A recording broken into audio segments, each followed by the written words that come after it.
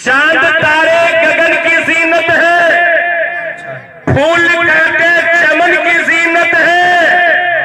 हिंदू मुस्लिम को मिलके रहने दो, इसलिए कि ये दोनों हमारे वतन की जीनत है।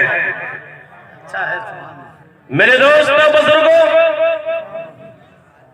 आज हम जिस आबादी में, जिस समाज में रहते हैं, हमारे साथ बिरादराने वतन हमारे हिंदू भाई भी रहते हैं, लेकिन आज तकरीबन चंद सालों से इस समाज के अंदर और खासकर मुल्क हिंदुस्तान की जो जमहूरियत थी, जिसके अंदर कुछ कजीपन महसूस हो रहा है, उस गंगा जमनी तहजीब के पेशे नजर आज मोहब्बत के अंदर कमी आ रही है। लेकिन मेरे दोस्तों, इस जलसे से पैगाम लेके जाइए। हम लोग इंसानियत के एतबार से, मनुष्यत के एतबार से, बशरियत के एतबार से आपस में, चाहे हिंदू हैं चाहे मुसलमान हैं, आपस में भाई भाई हैं। हमसे पहले हमारे सरजमीन पटना से तशरीफ लाए हुए एक महान चतुर्वेदी आली जनाब अब्दुल माजिद साहब चतुर्वेदी को आपने बेहतरीन अंदाज में समाज फरमाया है। वो आपको बहुत कीमती बातें बताए हैं। मैं कोशिश करूंगा जो बातें हजरत अक़दस बयान कर दिए हैं, मैं उससे अलग होकर के आपके सामने चंद बातें बयान करूं। मेरे दोस्तों बुजुर्गों, हम लोग इंसानियत के एतबार से भाई भाई हैं। ये अलग बात है कि हम लोग अपने इंसानी नस्ल को दादा आदम अला नबीना अलैहिस्सलातु वस्सलाम से जहां जोड़ते हैं और माई हव्वा से जहां जोड़ते हैं, तो हम लोग तो ये कहते हैं कि सबसे पहला इंसान, सबसे पहला मखलूक, सबसे पहला बशर हजरत आदम और हजरत हव्वा अलैहिस्सलातु वस्सलाम है। लेकिन मेरे दोस्तों बुजुर्गों, वही आप बिरादराने वतन से पूछिए, उनके वेदों ग्रंथ से पूछिए, तो वो आपको बतलाएंगे कि सबसे पहला बशर जिसे हम और आप हजरत आदम कहते हैं, वेदों पुराण की रोशनी में हमारे बिरादराने वतन की किताबों से मालूम कीजिए, जिसे हम और आप हजरत आदम कहते हैं, बिरादराने वतन के यहाँ उसे ही मनोजी कहा जाता है। क्या कहा जाता है? मनोजी। जिसे हम और आप दादी हव्वा कहते हैं, माई हव्वा कहते हैं, बिरादराने वतन की वेदों ग्रंथ से मालूम कीजिए तो आपको पता चलेगा कि माई हव्वा को शत्रुहाजी कहा जाता है। मेरे दोस्तों बुजुर्गों, ये अलग बात है कि हम लोगों के मानने के तरीके अलग हैं, हम लोगों के चलने के रास्ते अलग हैं, हम लोगों के रुबूबियत के तरीके अलग हैं और बिरादराने वतन के तरीके कुछ और हैं। अलगर्ज इंसान होने के एतबार से जहां से हम लोगों की नस्ल इंसानी मिलती है, वहीं से हमारे बिरादराने वतन की भी नस्ल इंसानी साबित होती है। ये अलग सी बात है कि हम लोग आदम को आदम कहते हैं और वेदों पुराण के अंदर मनुजी कहा जाता है, और माई हव्वा को हम लोग हव्वा कहते हैं और वेदों पुराण के अंदर शत्रुहाजी कहा जाता है। इसीलिए मेरे दोस्तों, हम सब आपस में भाई भाई हैं। अलग बात है हमारे चलने के रास्ते, मानने के रास्ते मस्जिद है, और हमारे बिरादराने वतन के चलने और मानने के रास्ते मंदिर है। लेकिन हम लोग भाई होने के एतबार से बराबर है। एक माँ बाप की संतान है, एक माँ बाप की औलाद है। इसलिए हम लोगों को चाहिए कि हम लोग अपनी पहचान को हमेशा हर दौर में बरकरार रखें। गंगा जमनी तहजीब आज हमारे मुल्क हिंदुस्तान के अंदर अल्हम्दुलिल्लाह सब दिनों से ये चीज बसी हुई थी, कायम थी, लेकिन आज उसको देखने में कमी सी महसूस हो रही है। मेरे दोस्तों, हम लोग इस मुल्क से उतनी ही मोहब्बत करते हैं। आज तकरीबन 6 महीने से ये चीन वाले मुल्क हिंदुस्तान के अंदर आग दिखला रहे हैं। उसे पता नहीं है यहाँ हम मुसलमान, यहाँ हम हिंदू मुस्लिम सिख ईसाई आपस में ऐसी मोहब्बत के साथ जी रहे हैं, ऐसी मोहब्बत के साथ हम लोग रहते हैं कि जरूरत पड़ी इस मुल्क को बचाने के लिए, आजादी कराने के लिए तो हम ही हैं कि अपने आप को सर में कफन बांध करके, अपने आप को कत्लेआम करवा करके मुल्क हिंदुस्तान को अंग्रेजों की चंगुल से आजाद कराया। आइंदा अगर जरूरत पड़ेगी चीन वालों, आइंदा अगर जरूरत पड़ी तो इस मुल्क की हिफाजत के लिए हम ही हैं जो सर में कफन बांध के तैयार है। इसलिए हमारी तरफ तिरछी भरी निगाहें उठाकर मत देखो। अरे तुम हमसे कौन सी बात कर रहे हो? किसी शायर ने क्या खूब कहा है कि गैरों के महकमों को चमन दे नहीं सकते। अरे हम अहले वतन खाके वतन दे नहीं सकते। भारत तो बड़ी चीज है। अभी चीन की सरहद पे जमीन ही की लड़ाई है ना। भारत तो बड़ी चीज है, क्या देंगे किसी को? अरे हम चीन के मुर्दों को कफन दे नहीं सकते। इसीलिए मेरे दोस्तों बुजुर्गों, ये तमहीदी कलिमात थे। अब आइए हम लोग थोड़ा सा मिजाज बना लें। आज आपने एक चतुर्वेदी को सुन चुके हैं।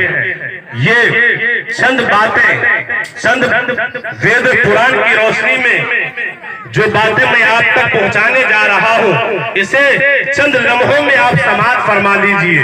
मेरे दोस्तों बुजुर्गों, आज हमारे बीच बड़े बड़े गणवान व्यक्ति बिरादरान वतन के हमारे बीच से गुजरे हैं और उनके धर्म के अनुसार बहुत सारी किताबें हैं, वेदों पुराण है, जिसके अंदर हमारे धर्म की बातें, शरीयत की बातें, कुरान और हदीस की बातें, नबी की बातें इतने अच्छे अंदाज में बयान किए गए हैं। लेकिन मेरे दोस्तों, हम तो सोचते हैं ये किताबें उनकी है, ये बातें उनकी ही होगी, लेकिन ऐसी बात नहीं है। लेकिन मेरे दोस्तों बुजुर्गों, इस दुनिया में, इस धरती से जो लोग गुजरे हैं, हमारे बिरादरान वतन के यहाँ एक पंडित जी हैं जो कालका प्रसाद जी के नाम से जाने जाते हैं। जानते हैं महाराज जी, कालका प्रसाद जी मेरे नबी के बारे में जब उन्होंने वेद के अंदर, पुराण के अंदर मेरे नबी की हिस्ट्री को जाना, हिस्ट्री को पढ़ा, तारीख को पढ़ा, तो कैसी अकीदत और कैसी मोहब्बत मेरे नबी से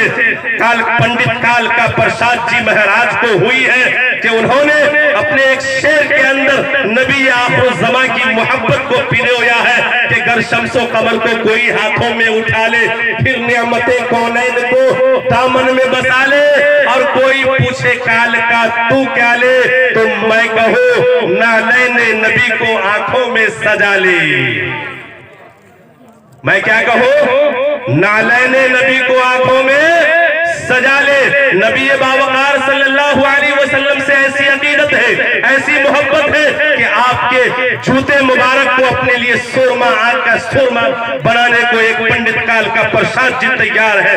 जब इस चीज को एक मुस्लिम शायर ने सुना कि हमारे बिरादरान वतन के एक पंडित महाराज जी, उनके दिल में मेरे नबी की ऐसी अकीदत, ऐसी मोहब्बत कि उनकी जूती को अपने लिए शोरमा में इस्तेमाल कर सकते हैं, शोरमा बना सकते हैं, तो उन्होंने जिस तरीके से आज हमारे स्टेज के ऊपर बड़े बड़े चीदर शायर हिंदुस्तान जनाबे दिल खैराबादी साहब, जनाबे फारूक दिलकश साहब, जनाबे आमिर साहब, और इसी तरीके से हमारे स्टेज पर जैसे जलवा बार है, इसी तरीके से उस दौर के अंदर भी बड़े बड़े शायर थे। उन्होंने सुना तो अपनी मोहब्बत को, नबी आखिरुज़्ज़मा की अकीदत को अपने शेर में किस एतबार से ढाल रहे हैं, जरा समात फरमाइए। वो ये कह रहे हैं कि प्यारे मोहम्मद जग उजियारो अर्शी पे चमके नामो के प्यारे मोहम्मद जग उजियारो अर्शी पे चमके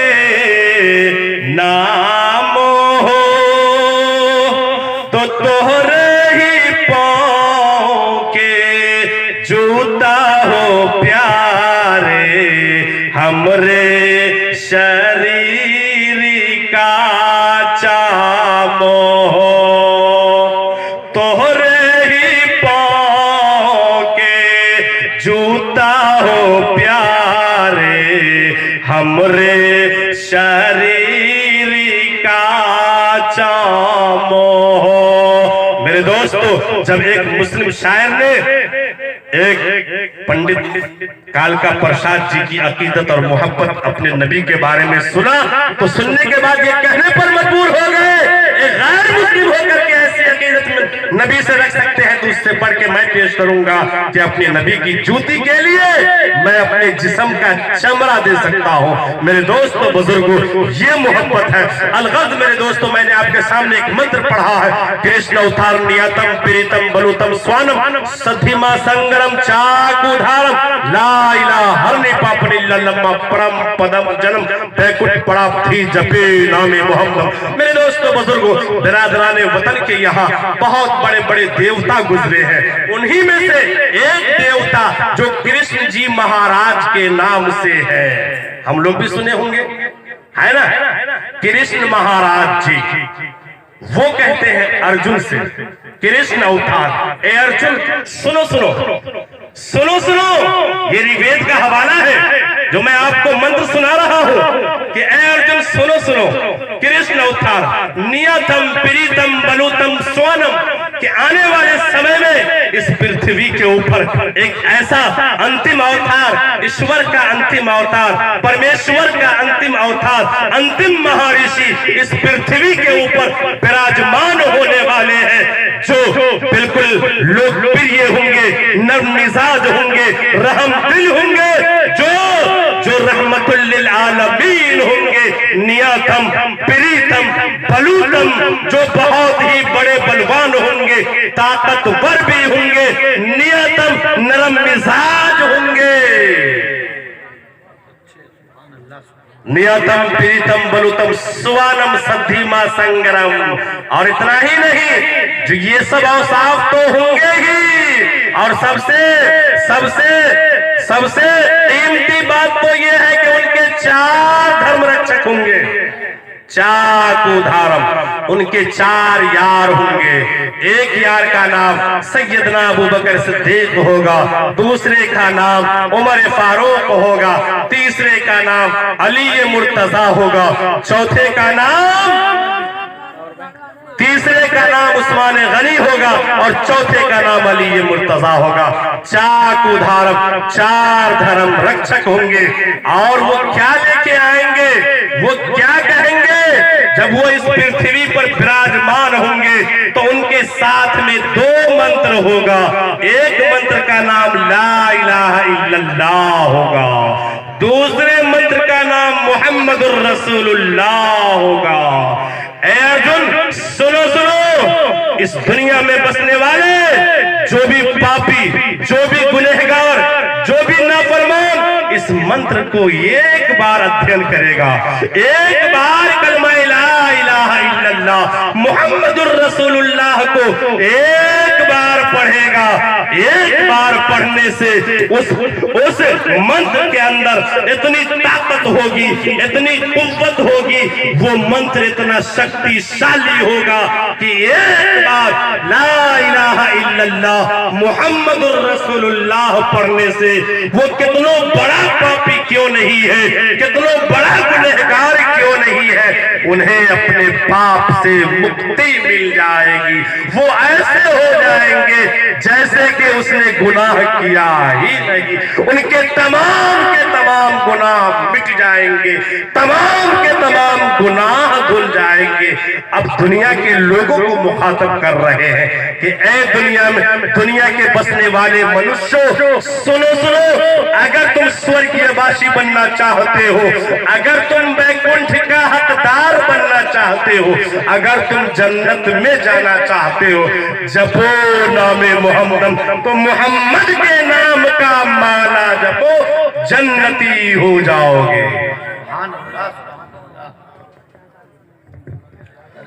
मेरे दोस्तों बुजुर्गों, ये बात कृष्ण अवतार नियतम प्रीतम बलुतम स्वानम सद्धिमा संगरम चाकुधारम ला इलाहा हरनि पापन इल्लल्लाह परम पदम जन्म बैकुंठ प्राप्ति जपे नामे मोहम्मद। एक बार दर्श पढ़ ले। अल्लाहुम्मा सल्लि अला सय्यिदिना मुहम्मद व इत्रतिही बिअदद कुल्ली मालूम लक। तो मेरे दोस्तों बुजुर्गों, पता चला कि ला इलाहा इल्लल्लाह मुहम्मदुर रसूलुल्लाह जिस तरीके से हमारे कुरान मुक़द्दस में है, इसी तरीके से हमारे बिरादरान वतन की किताब वेदो कुरान के अंदर है। जिस तरीके से नबी आखिर ज़मा जनाब मोहम्मद रसूलुल्लाह सल्लल्लाहु अलैहि वसल्लम के बारे में कुरान मुक़द्दस में तज़किरा है, उसी तरीके से वेदो कुरान के अंदर एक नहीं अनेक जगह इसके बारे में तज़किरा है। मेरे दोस्तों, सबसे पहले ये बात जाने, मौलाना अब्दुल माजिद चतुर्वेदी साहब भी अर्ज कर रहे थे, हम मुसलमान सोच रहे हैं कि नबी सिर्फ हमारे हैं, हम मुसलमानों के हैं, या कुरान की दौलत सिर्फ हम मुसलमानों की है। मेरे दोस्तों, इस बात को याद रखिए, अल्लाह ने कहा, ए महबूब मैं तुम्हें दुनिया में भेज रहा हूँ। जानते हैं नबी आखिर ज़मा जनाब मोहम्मद रसूलुल्लाह सल्लल्लाहु अलैहि वसल्लम को अल्लाह पाक ने कितनी जुबानों का इल्म नवाजा था, कोई कह सकते हैं? आज सुन लीजिए, आज सुन लीजिए, अल्लाह पाक ने नबी बावकार सल्लल्लाहु अलैहि वसल्लम को इस जमीन के ऊपर जितनी भी जुबानें बोली जाती है, तकरीबन 7 लाख जुबानें अल्लाह पाक ने अपने महबूब जनाब मोहम्मद रसूलुल्लाह सल्लल्लाहु अलैहि वसल्लम को 7 लाख जुबानों का इल्म नवाजा था। और अल्लाह ने कहा कि महबूब मैं तुम्हें जमीन के ऊपर रूए जमीन पर अपना महबूब नबी बनाकर भेज रहा हूँ। याद रखना, जहां तक मेरी खुदाई होगी ए महबूब, वहां तक तेरी मुस्तफाई होगी। इसीलिए मेरे दोस्तों, नबी बावकार सल्लल्लाहु अलैहि वसल्लम को 7 लाख जुबानों का इल्म दिया गया है। इसीलिए जहां हिंदी जुबान है, जहां उर्दू जुबान है, जहां अरबी जुबान है, जहां संस्कृत जुबान है, जहां और सारी जुबानें हैं, वहां संस्कृत भी जुबान है। मेरे नबी जहां अरबी जानते थे, उर्दू जानते थे, अंग्रेजी जानते थे, वहां संस्कृत भी जानते थे। इसलिए मेरे दोस्तों बुजुर्गों, अब हम लोग इस वेदो कुरान से कि ला इलाहा इल्लल्लाह पढ़ने से इंसान के पाप मिट जाते हैं।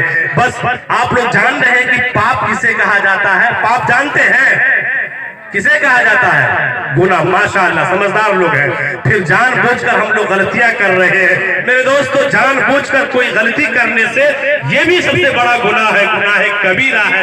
इसीलिए हम लोग तौबा करें। शायर ने क्या खूब कहा है, जरा समाप्त फरमाइए कि हर दम क्यों तैयारी हो।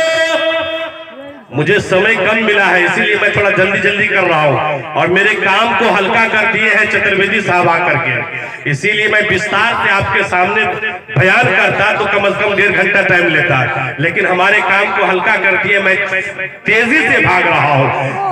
हर दम क्यों तैयारी हो पाप कमाने के लिए, अरे कुछ तो करो ख्याल यहाँ से जाने के लिए। कहाँ जाने?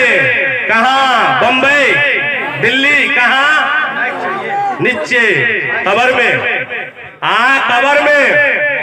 अल्लाह के नबी फरमाते हैं दुनिया में सबसे बड़ा अक्लमंद इंसान वो है जो मौत से पहले मौत की तैयारी कर ले। करेंगे इंशाअल्लाह।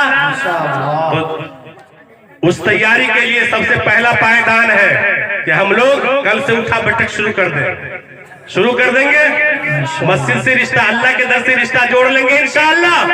हर दम क्यों तैयारी हो पाप कमाने के लिए, अरे कुछ तो करो ख्याल यहाँ से जाने के लिए। क्यों? अल्लाह से वादा लेके आए हैं, वमा खलक़तुल जिन्ना वल इंसा इल्ला लियअबुदून। रोज़े अजल में कॉल किए थे, जाके जपेंगे नाम, जग संसारी में आके बंदे भूल गए सब काम। सुभान अल्लाह। तो फिर पैगंबर आए हैं, कमोबेश कितने नबी आए हैं? 1,24,000। क्या बतलाने? दीन पर अल्लाह वाला बन जाओ, अल्लाह का फरमा बरदार बंदा बन जाओ, दीन पर चलने वाला बन जाओ, नेकोकार बन जाओ, यही बतलाने आए। जन्नत में जाने के हकदार बन जाओ।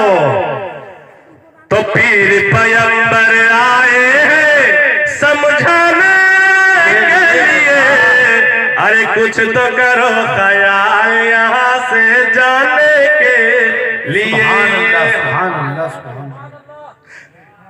इस रुए जमीन पर जैसे हम मुसलमान हैं, हम लोगों को मौत आती है, वहीं हमारे साथ हमारे सुख में दुख में जीने वाले साथी हमारे हिंदू भाई हैं। वो भी दुनिया से जाते हैं कि नहीं जाते हैं? डॉक्टर साहब जाते हैं कि नहीं जाते हैं? फर्क इतना है, उनके जाने के रास्ते अलग है, हमारे जाने के रास्ते अलग। पहुंचना एक ही जगह है।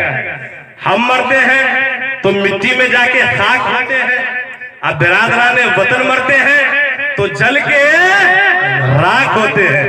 हिंदू जल कर राख हुए और मुस्लिम हो गए खाक। अरे सोने जैसा दहिया मिट गए, रहा न कोई पास। तो अपना पराया रोता है, तो अपना पराया रोता है, अपना पराया रोता है दिखलाने के लिए। अरे कुछ तो करो ख्याल यहाँ से जाने के। जब तक तेल दिए में है तो जगमग जगमग होवे, जल गया तेल भड़क गई बत्ती, ले चल होवे। माशाअल्लाह, ये बहुत अच्छा है, ये बहुत अच्छा है। जब तक तेल दिए में है तो जगमग जगमग होवे, जब तक नस चल रहा है, ब्लड चल रहा है, तो दुनिया हमारे लिए जगमग जगमग है। और जिसी वक्त आंख बंद डिब्बा गायब, तो डिब्बा गायब। तो क्या होगा? तो क्या होगा? चार जने आएंगे। माशाअल्लाह, हमारे असलम परवाना साहब नहीं ध्यान दे रहे हैं, डॉक्टर साहब भी इनाम दे रहे हैं। मैं तो भाई पहली मर्तबा है जो मुझ जैसे नाचीज को भी, एक मुकर्रिर को भी इनाम लोग यहाँ नवाजते हैं। हमारे मुजाहिद भाई हसनैन हबीबी कह रहे थे कि ये इलाके आबादी बड़ी जरखेज है, और वाकई में इस इलाके आबादी की जरखेज ये हमारे बिरादराने वतन और हमारे जलसे के जो कारकुनिंदा हजरात है उनसे पता चल रहा है। माशाअल्लाह, देखिए हमारे मास्टर साहब भी आ गए, अल्लाह खुश रखे। बहुत अच्छा तरीका है। हमारे इमाम साहब हैं, अल्लाह खुश रखे। आप हजरात ने प्यार और मोहब्बत दिया है, इसको इंशाअल्लाह मैं सारी जिंदगी जुगा कर रखूंगा। तो मैं ये अर्ज कर रहा था कि जब हम लोग मरते हैं तो मरने के बाद ताऊत लेके कितने आदमी आएंगे? चार। कितने आदमी? जब तक तेल दिए में है तो। हाँ, माशाअल्लाह। हमारे इस जलसे के अध्यक्षता कर रहे जनाब इज्जत महाब आली जनाब भाई सद्दाम साहब, सताबुल साहब, माशाअल्लाह। देखिए अल्लाह खुश रखे, आबाद रखे। और उन्हीं के जीजा जी माशाअल्लाह, देखिए अल्लाह तमाम को खुश रखे और आबाद रखे। अल्लाह हमारे पहली दफा सरजमीन नहरी की आबादी में ये प्रोग्राम हो रहा है। अल्लाह पाक उलमाए किराम के कदम मुबारक पढ़ने की वजह से इस इलाके आबादी के अंदर, इस दियार के अंदर जो भी आफत और मुसीबत आने वाली अल्लाह तमाम को खत्म फरमाए, और अल्लाह पाक इस आबादी से गुजरे हुए तमाम मुस्लिमीन मरहूमीन की मगफिरत फरमाए। इस प्रोग्राम को हम सब के लिए मगफिरत का निजात का जरिया बना दे, और उलमाए किराम के कदम मुबारक पढ़ने के तुफैल में अल्लाह इस आबादी को माशाअल्लाह। जब तक आप आंख बंद कर रखे, पता नहीं कितने 100 के नोट आके वहां रख दिए। आया है, अल्लाह कबूल फरमाए। अल्लाह इस आबादी के अंदर उलमाए किराम के मुबारक कदम पढ़ने की वजह से अल्लाह पाक खुशहाली अता फरमाए। आमीन सुम्मा आमीन। कि जब तक तेल दिए में है तो जगमग जगमग होवे, जल गया तेल भड़क गई बत्ती, ले चल होवे। तो चार जना मिल आए हैं, ताऊत लेके कितने आदमी आएंगे? चार जना मिल आए हैं, चार जना मिल आए हैं, ले जाना के लिए। अरे कुछ तो करो ख्याल यहाँ से जाने के लिए। बहुत खूबसूरत बयान माशाअल्लाह। अल्लाहुम्मा ज़िद फज़िद। मेरे दोस्तों बुजुर्गों, अब तक मैं आपके सामने में एक कृष्ण अवतार नियतम प्रीतम जो एक मंत्र पढ़ा हूँ उसके तबसरे में ये तमाम बातें आपके सामने अर्ज किया। देखिए जी, कृष्ण महाराज जी जो अर्जुन जी से कहे, अब उसका खुलासा हमारे बिरादरान वतन के यहाँ एक बहुत बड़े देवता हनुमान जी गुजरे हैं। वो हनुमान जी जिस वक्त श्रीलंका जा रहे हैं और हनुमान जी के साथ में पार्वती है, एक बहुत बड़ी देवी गुजरी है बिरादरान वतन की यहाँ पार्वती। ये दोनों कहाँ जा रहे हैं? लंका। लंका जानते हैं, मेरा मुल्क महान है, इसलिए कि सबसे पहला इंसान, सबसे पहला बशर इसी मुल्क हिंदुस्तान में आया है। हजरत आदम जो आए हैं दुनिया में, कहाँ आए हैं? मुल्क हिंदुस्तान में। कौन सी जगह? वही जहां दोनों जा रहे हैं, महादेव जी और पार्वती जी श्रीलंका। कहां पर आए? किस जगह पर? सरनदीप की पहाड़ी पर, वहीं दोनों पहुंच रहे हैं। अब देखिए, वहां जो दोनों पहुंचे तो पार्वती जी महादेव जी से पूछती है, आप ये ना बोले कि मौलाना होकर के और ये तमाम बातें, मैं गलत बात नहीं बतला रहा हूं, मेरे नबी की औसाफ और सीरत बतला रहा हूं, और नकले कुफ्र नबाशत जी। तो जब वहां पहुंचे तो पहुंचने के बाद आपने पूछा, यानी ये पार्वती जी महादेव जी से पूछते हैं कि मुस्तकबिल के बारे में, आने वाले फ्यूचर टेंस के बारे में कोई अहम बात हो, कोई अहम खबर हो, कोई अहम पैगाम हो तो मुझे बताइए। तो महादेव जी कहने लगे, संभल ग्राम मुख्य शहे ब्रह्मना शहे महात्मान रहे नाता का परात्मास्ति युगे युगे महा। अरे वाह। संभल ग्राम के पार्वती सुनना चाहती हो सुनो, आने वाले समय में फ्यूचर टेंस में इस पृथ्वी के ऊपर एक ऐसा बालक जन्म लेने वाला है, एक ऐसा बालक पैदा लेने वाला है, जब वो बालक इस धरती पर जन्म ले लेगा तो दुनिया का काया पलट जाएगा। मेरे दोस्तों, मैंने आपके सामने एक मंत्र पढ़ा था, यदो नारी मदो नारी दशा दशे दसो नारी नारियम परुस्तम मतारनम शिवा शक्तिवम तवारायम हरियो। जब नबी बावकार सल्लल्लाहु अलैहि वसल्लम दुनिया में तशरीफ नहीं लाए थे, क्या हो रहा था? बेटियों को काटा जाता था, बेटियों को मारा जाता था, बेटियों को जिंदा जमीन के तले दफन किया जाता था, बेटियों को जिंदा जलाया जाता था। लेकिन जब जनाब मोहम्मद रसूलुल्लाह आमना के दुर्रे यतीम इस धरती के ऊपर तशरीफ लाते हैं तो आपने औरतों को हुकूक दिया, आपने उस मक्का की धरती से तमाम जुल्म को मिटाया, जिसके बारे में वेदो कुरान कहता है कि जब अंतिम महर्षि आएंगे तो वो ऐसी जगह आएंगे जहां एक वेद के अंदर, एक मंत्र के अंदर संभल ग्राम कहा गया है, वो शांति वाले गांव में पैदा होंगे, वो शांति वाले गांव के अंदर, वो शांति वाले गांव के अंदर सालमिल द्वीप के अंदर पैदा होंगे। वहीं पर वेदो कुरान की दूसरी किताबों से ये बात पता चलती है कि जब नबी बावकार तशरीफ लाएंगे, अंतिम महर्षि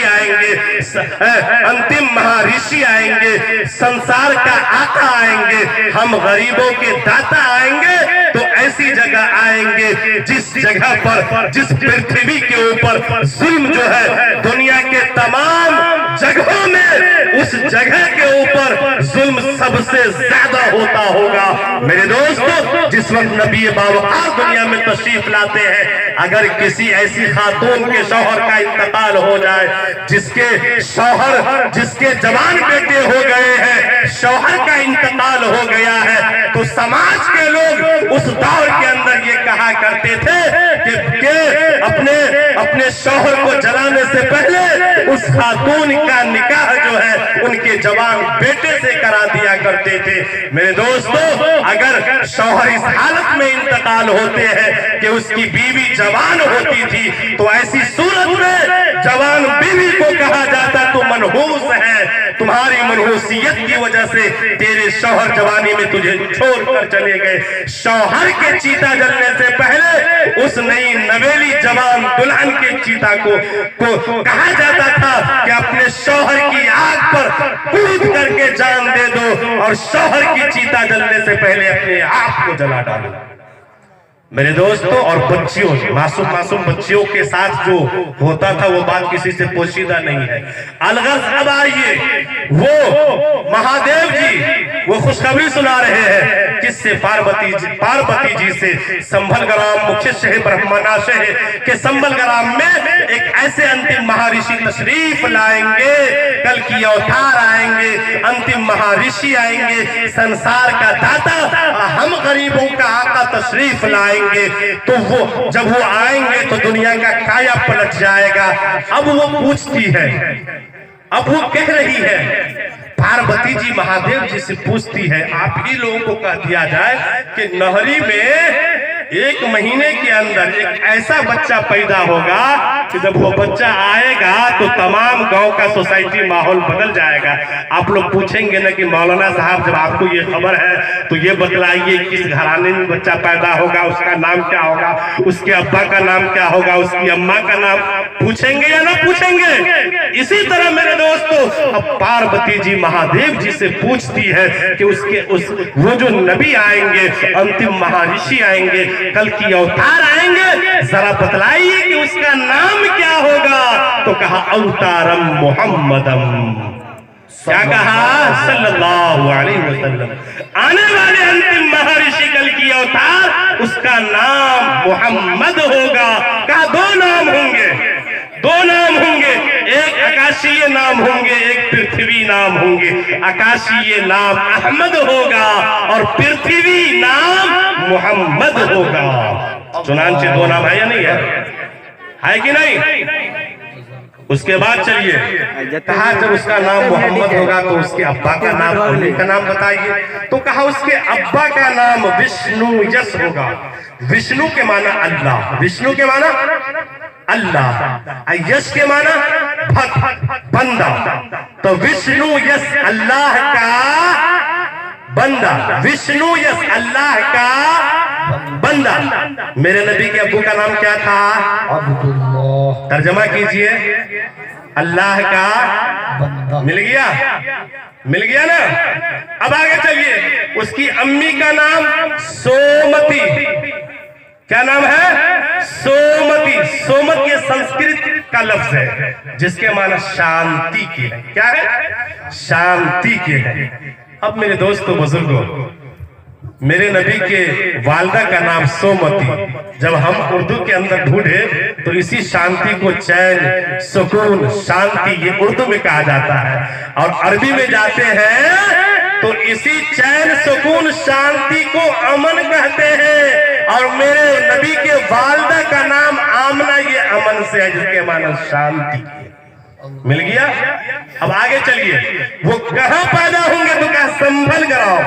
कहां पैदा होंगे? संभल ग्राम। संभल के माना शांति और ग्राम के माना गांव। तो संभल ग्राम शांति वाले गांव के अंदर मेरे नबी पैदा होंगे।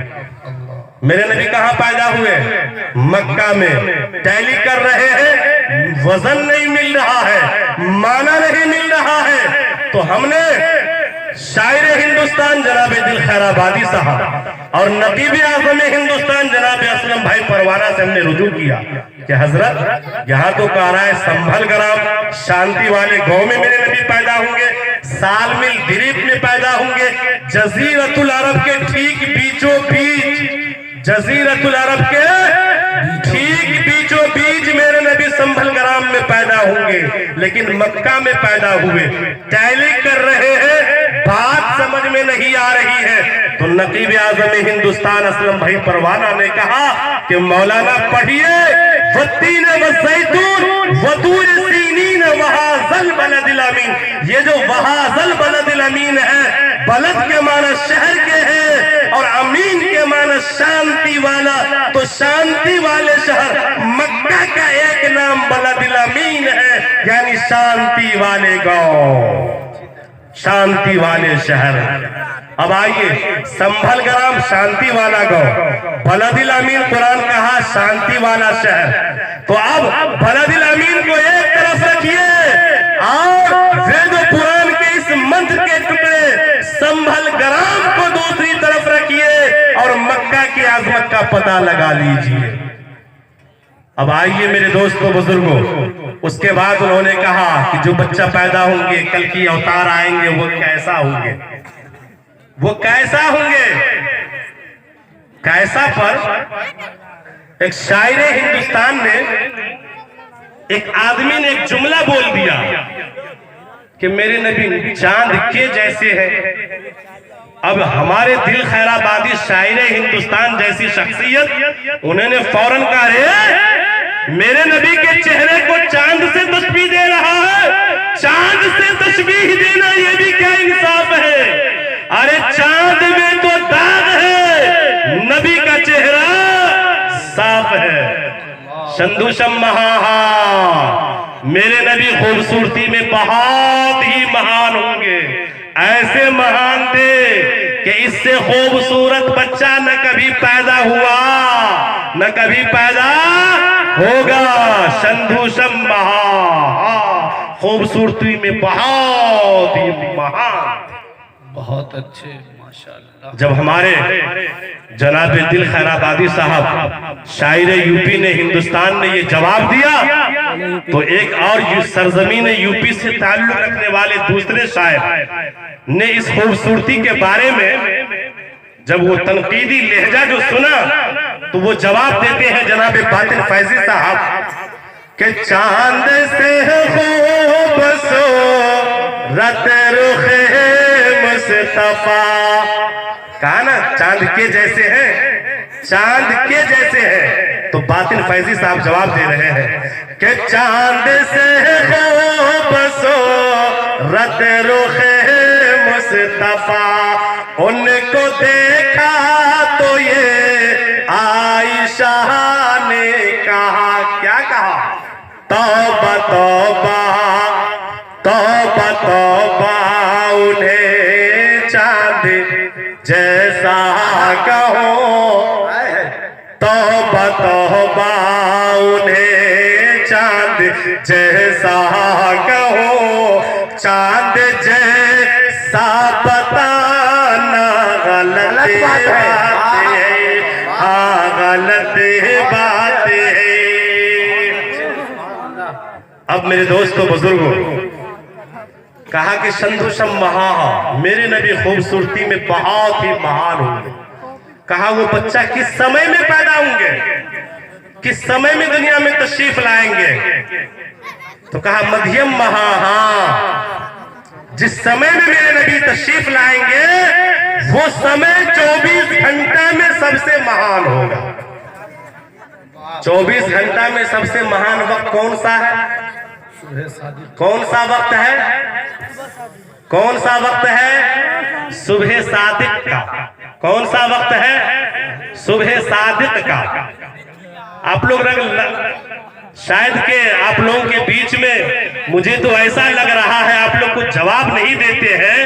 एक इतर बेचने वाला आया, कौन आया, इतर बेचने वाला। तो वो लौकहा में इतर बेच रहे थे, पता नहीं एक नौजवान गोरा चिट्टा 5-5.5 फुट का लंबा नौजवान आए और कहा कि भाई इतर फरोश क्या बेच रहे हो। वो बेचारा कभी इतर देखे नहीं थे। कहा इतर बेच रहा हो, तो कहा देखे। तो वो सोचा नौजवान ये कोई खाने पीने वाला सामान है। उन्होंने हाथ में इतर की बाटली को खोला, हाथ में लिया, चाट लिया। अच्छा है। अब वो नौजवान तो चाट लिया, इतर वाले अपनी बाटली को जल्दी बंद किए और जो अस्ता बस्ता थैला था वो लिए और चलते बने। और भी नौजवान आए, मुझे दिखाइए क्या बेच रहे, कहा नहीं बेचना है। चला आए थोड़ी देर के बाद कमलपुर। अब कमलपुर में दो चंद नौजवान घेर लिए, भाई क्या बेच रहे हैं? तो कहा इधर बेच रहा हूँ। कहा दिखाइए। कहा बेच तो इधर रहा हूँ मगर नहीं दिखाऊंगा। कहा दिखाना होगा। कहा नहीं दिखाऊंगा। कहा वजह बताइए, जब इधर बेचते तो क्यों नहीं दिखाइएगा? कहा इससे पहले हम लौकहा में एक नौजवान आया, कहा क्या बेचते हैं? हमने कहा इधर बेचता हूँ। कहा दिखाइए। हमने एक बड़ी शीशी की बाटली दिया, उन्होंने खोल करके हाथ पे ले लिया, सारा इधर को चाट लिया। अब कमलपुर का जो नौजवान था वो कहा कि वो बेवकूफ था, उसको चाटना नहीं चाहिए, उसको चाटना नहीं चाहिए। तो कहा फिर क्या करना चाहिए? कहा उसको भात में मिला के दाल समझ के खा लेनी चाहिए। अलगर्ज मेरे दोस्तों बुजुर्गों, तो मैं कह रहा था मध्यम महा, मेरे नबी जिस वक्त में विराजमान होते हैं वो वक्त जो है वो वक्त बहुत ही महान है। और महान वक्त 24 घंटे में कौन सा है? तो सुबह सादिक का है। अगर आप कंफ्यूजन में अगर आप पड़ गए हैं तो आप कल ही दरभंगा जाइए और वहां के अच्छे डॉक्टर से मिलिए और कहिए डॉक्टर साहब कि 24 घंटे में सबसे महान वक्त, सबसे कीमती वक्त कौन सा वक्त है? वो डॉक्टर साहब आपसे कहेंगे कि प्यारो 24 घंटे में सबसे कीमती वक्त, सबसे महान वक्त जो है वो सुबह सादिक का वक्त है। आप पूछिएगा डॉक्टर साहब क्यों? तो डॉक्टर साहब बतलाएंगे अगर किसी को बीमारी लग जाए तो उसको सुबह में दौड़नी चाहिए, वो भी चप्पल निकाल के। फिर उसके बाद आपको तसल्ली न हो तो आप पटना चले जाइए, वहां भी डॉक्टर से पूछिए, वो भी आपको कहेंगे सुबह सादिक में का वक्त जो है सबसे महान है। वहां भी तसल्ली न हो आप दिल्ली एम्स चले जाइए और इंडिया चले जाइए, वहां के भी डॉक्टर आपको से आप पूछेंगे तो यही जवाब देंगे 24 घंटे में सबसे कीमती वक्त अगर कोई वक्त है तो सुबह सादिक का वक्त है। आप पूछिएगा डॉक्टर साहब क्यों? तो डॉक्टर साहब बतलाएंगे कि अगर किसी को सीआरपी बनना हो तो कब दौड़े? सुबह सादिक में दौड़े। सुबह की हवा और डॉक्टर की दवा ये दोनों बराबर है। ये मकोला डॉक्टर ही बतला के भेजे और वो ये कहे कि अगर किसी को पुलिस बनना हो तो कब दौड़े? कब देखते हम लोग दौड़ते हुए? कब नौजवान हमारे दौड़ते हैं पुलिस की तैयारी करने वाले? सुबह सादिक में। अगर कोई सुबह में दौड़ना बंद करके 9 बजे या 10 बजे दिन में दौड़ने लगे और समाज के लोग देखेंगे तो क्या कहेंगे? खिसक गया है। और अगर किसी को सीआरपी बनना हो तो कब दौड़े? सुबह सादिक में। कब दौड़े? भोरे भोरे। अगर पुलिस बनना हो तो कब दौड़े? तो भोरे भोरे। अगर डीएसपी बनना हो तो कब दौड़े? भोरे भोरे। अच्छा है भोरे भोरे। और एसपी बनना हो तो कब दौड़े? ये भोरे भोरे को महान किसने बनाया? किसी डॉक्टर ने बनाया क्या? आप लोगों से मैं सवाल कर रहा हूं, ये भोरे भोरे के वक्त को महान किसने बनाया? किसने बनाया? किसके तुफैल में बना? भोरवे मैया रह लए, अरे दिनवा सोमवार हो कि भोरवे मैया रह लए, दिनवा सोमवार हो। मक्का शहर में अइलन मदनी सरकार हो, मक्का शहर में अइलन। अलगर्ज मेरे दोस्तों बुजुर्गों, मैं आपको नबी की सीरत की तरफ रुख किया था और नबी की सीरत के बारे में और भी बहुत सारी बातें मैं बतलाता, लेकिन वक्त दामनगीर है, इसलिए जितनी बातें नबी सीरत की रोशनी में बताई गई है, आइए एक दोहा पढ़ करके नबी की सीरत को सामने रखिए। हाँ, तो हम लोग नबी की सीरत को सामने में रखें और सामने में रख करके, और जो मैं आपको एक दोहा सुना रहा हूं, पंडित तुलसीदास जी का एक दोहा है, उस दोहा को आप सुनिए। जो हमारे बिरादरान वतन के यहाँ सुबह के वक्त में मंदिरों के अंदर वो लोग बजाते हैं, लेकिन काश के हम मुसलमान उसको सुनते नहीं हैं, और अगर सुनते भी हैं तो उसको नजरअंदाज कर देते हैं। ये हमारी बात है, ये तो बिरादरान वतन की बात है। लेकिन मेरे दोस्तों सुनिए और इंसाफ कीजिए। मैं इंसाफ करने के लिए आपको इंसाफ पर बना रहा हूं, सुनिए और गौर कीजिए। काम करत और लोग कमारा जगत ना आया रहा, जब जब राम ने जन्म लिया तब तब पाया बनवास। मेरे नबी कहां पैदा हुए? भाई चंद नौजवान है जो देखिए क्या हो रहा है, छोड़ा दीजिए उसको। भाई आप दीन के काम में आए हैं, भाई शोरगुल का माहौल न बनाए। ठीक है हो गया। समझदार लोग हैं माशाअल्लाह, सारे लोग समझदार हैं। चलिए एक बार सारे हजरात दरूद शरीफ पढ़ लें। अल्लाहुम्मा सल्ली अला सय्यिदिना मुहम्मद व इदरतिही बिआदद कुल्ली मालूम लक। चलिए माशाअल्लाह, वहां से हट जाइए। तो हमारे बिरादरान वतन के यहाँ एक भजन बजती है, उस भजन को सामने रखें, नबी की सीरत को पढ़ें। और मेरे नबी सल्लल्लाहु अलैहि वसल्लम दुनिया में जो आए तो कहाँ पैदा हुए? मक्का में। 40 साल आपने रहा, अल्हम्दुलिल्लाह, बहुत प्यार, बहुत दुलार, सब कुछ मिला। आज जो ही अल्लाह ने नबूवत से सरफराज फरमाया तो सारे पूरे लोग आपके दुश्मन हो गए। आज दुश्मन बनने के बाद क्या हुआ? 13 साल जो आप मक्की जिंदगी पाए तो वहां आप कैसी जिंदगी गुजारे हैं, तारीख से पूछिए तो पढ़ने के बाद बदन का रोंगटा खड़ा हो जाता है। काम करुत और लोग कमारा जगत ना आया रात, जब जब राम ने जन्म लिया तब तब पाया बनवास।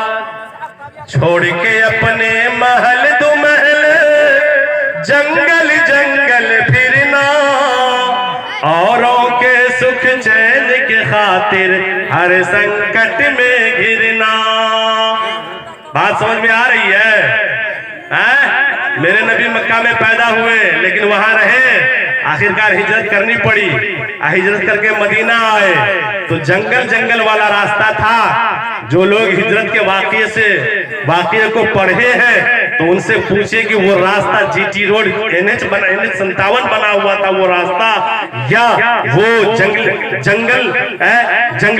वो रास्ता बना हुआ था। मेरे दोस्तों इंसाफ आप कीजिए, पहले इस दोहे को सुनिए कि छोड़ के अपने महल दो महल जंगल जंगल फिरना, औरों के सुख चैन के खातिर हर संकट में गिरना, है यही राम की लेख की रेखा। अब बात यहाँ आई, हम लोग जिसे नबी कहते हैं, बिरादरान वतन उसी नबी को हो सकता है राम कह के पुकारते हो। किस नाम से पुकारते हो? राम नाम कह के पुकारते हो। छोड़ के अपने महल दो महल जंगल जंगल फिरना, औरों के सुख चैन के खातिर हर संकट में घिरना, है यही राम की लेख की रेखा। आ गया अब विश्वास, जब जब राम ने जन्म लिया तब तब पाया बनवास।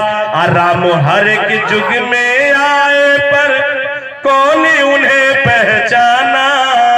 यहाँ तो साफ सफाफ हो गया, पर्दा हट गया। कमोबेश कितने नबी आए, कितने नबी इस धरती पर आए? कमोबेश 1,24,000। राम हर एक युग में आए पर कौन इन्हें पहचाना। राम की पूजा की जग ने पर राम का अर्थ न जाना। राम की पूजा की जग ने पर राम का अर्थ न जाना। तकते तकते बूढ़े हो गए धरती और आकाश। अरे जब जब राम ने जन्म लिया तब तब पाया बनवास। इसीलिए मेरे दोस्तों बुजुर्गों, तुलसीदास महाराज जी जब पूरी हिस्ट्री को जान गए तो वो ये कहने पर मजबूर हो गए, काशी करवटे बाद में, तमाम बातों का खुलासा लब्बे लुबाब, काशी करवटे बाद में पंडित है सबका, काशी करवटे बाद में पंडित है सबका, अब बैकुंठ वासी न पाइयो बिना मोहम्मद नाम, बिना मोहम्मद नाम।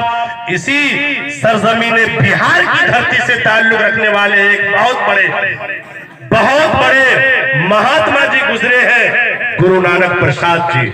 गुरु नानक जी कहते हैं, पहला नामो खुदा का, दूजा नाम रसूल,